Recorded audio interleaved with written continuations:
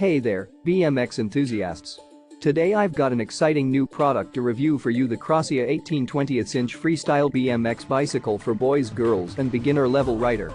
This bike is packed with features that make it the perfect choice for young riders just starting their BMX journey. First off, let's talk about the design. The Crossea 18 is specifically designed for beginning riders with a suggested rider height of 3.543.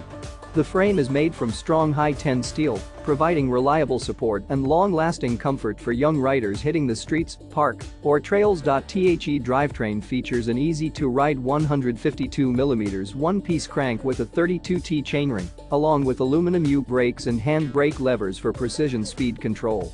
And with the reliable wheelset featuring 18x 2.125 tires mounted on aluminum single-wall 36H rims, young riders can confidently tackle any terrain. Not only is the Crossea 18 packed with features, but it's also easy to assemble, with 85% of the bike already put together and assembly tools included.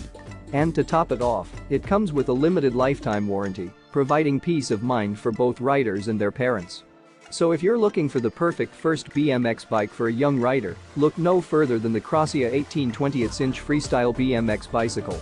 You can find the link to purchase this amazing bike in the description below.